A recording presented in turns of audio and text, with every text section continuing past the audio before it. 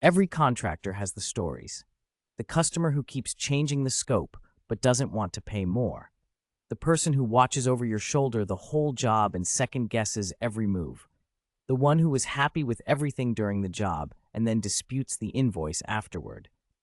The reviewer who leaves you 1 star even though you went out of your way for them. Difficult customers are an unavoidable part of running a contracting business.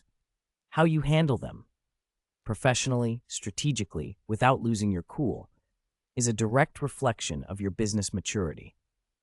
And the decisions you make in these situations have real financial and reputational consequences.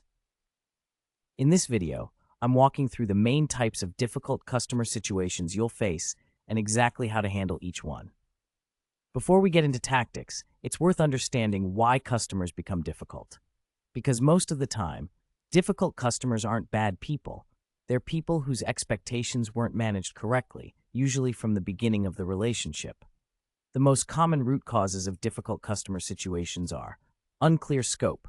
You thought the job was X. They thought it included Y and Z. Nobody wrote it down clearly. Now you're in a dispute about what was agreed. Unclear pricing. The original number was a rough estimate that ended up significantly different from the final invoice. The customer is shocked and upset. From their perspective, they were told one thing and billed another. Poor communication during the job. The job hit complications, or it took longer than expected, or there was a change in timing, and the customer wasn't updated. They found out through a surprise, not through you. Genuine quality issues. Sometimes the customer has a legitimate complaint. The work wasn't done right. Something doesn't function properly. This is a different category and deserves a different response. Personality types. Some people are simply high maintenance, suspicious by nature, or unrealistic in their expectations regardless of how well you performed. Recognizing this type early is important. The preventive insight. Most of the first 3 categories can be dramatically reduced through better upfront communication and documentation. The difficult customers you create through poor expectations management are preventable.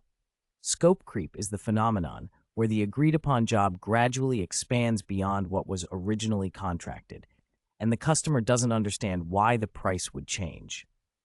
While you're here, can you also, is how it always starts. And some requests are genuinely quick and reasonable to accommodate.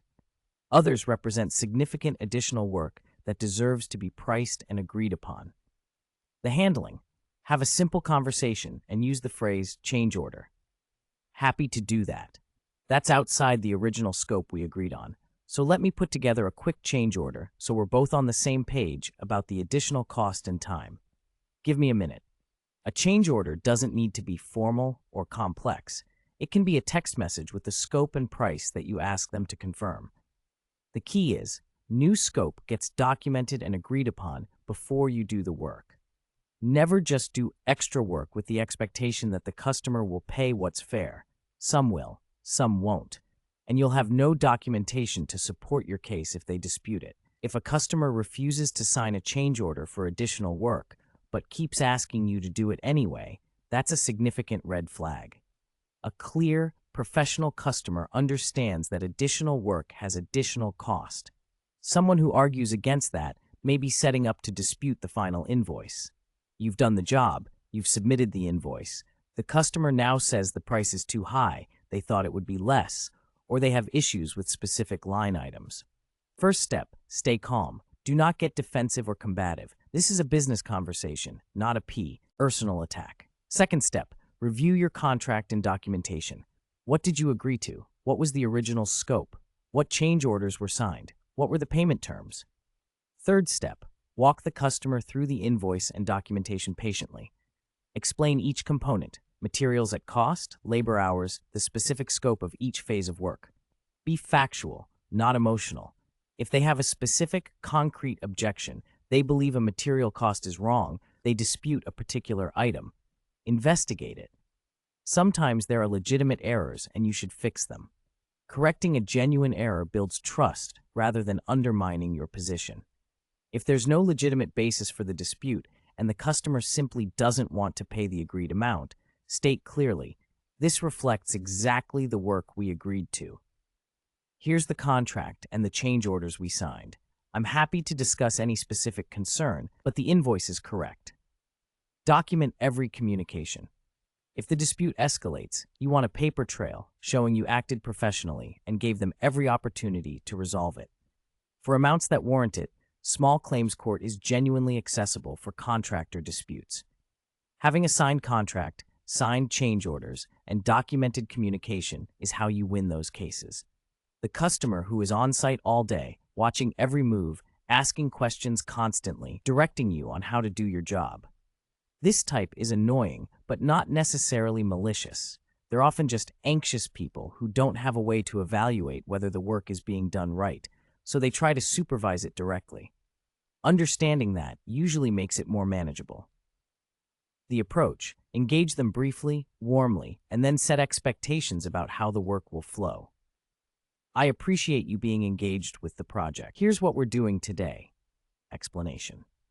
The best thing you can do to help us move efficiently is let us work. I'll give you an update at lunch end of day when this phase is done on where we are and answer any questions then. Sound good? Most micromanagers respond well to being told when they'll get information and how. They're hovering because they feel uninformed. Give them structured updates, and you'll often find they stop hovering. If a customer is giving you direct instructions that conflict with safe, code-compliant work practices, I want you to skip the junction box or don't worry about the permit. This is not micromanagement. This is a liability situation. Document that you inform them of the correct approach and either do it right or walk away. Your license and liability are not worth the job. Online reviews are real business assets. A one-star review from a difficult customer can cost you future jobs. Here's how to handle it. First, respond publicly and professionally. Your response is not just for that customer. It's for every future customer who reads the review. A calm, professional, fact-based response to an unfair review often reflects better on you than the one-star review reflects badly on you. Response approach: acknowledge their concern. Provide context without attacking the customer. State what you did to try to resolve the situation. Invite them to contact you directly. Example: we appreciate you taking the time to share your experience. Our records show we completed the contracted scope on schedule and addressed your concerns during the walkthrough. We're sorry the experience didn't meet your expectations. Please reach out directly so we can discuss further. What not to do: get defensive and combative. Share personal details about the dispute, match their emotional tone, or ignore the review entirely. Can you get a review removed? Sometimes. If the review is factually false, contains threats, or violates the platform's policies, you can report it. But most negative reviews don't qualify for removal. A professional response is your best tool. The prevention: proactive. Ask satisfied customers to leave reviews. A steady stream of positive reviews makes the occasional negative one less damaging. Most customers don't leave reviews unless prompted. A simple ask at job completion captures many who would otherwise forget. Yes, this is a thing. Not every customer relationship is worth continuing, and recognizing when to end one professionally is a real business skill. Signs a customer relationship may not be worth continuing. They've disputed payment multiple times despite legitimate invoices.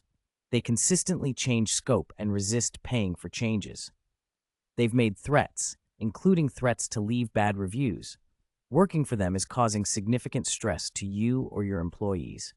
They've lied to you about the scope, conditions, or what they were told by previous contractors. If you decide not to continue with a customer or not to take their future work, do it professionally. Don't ghost them.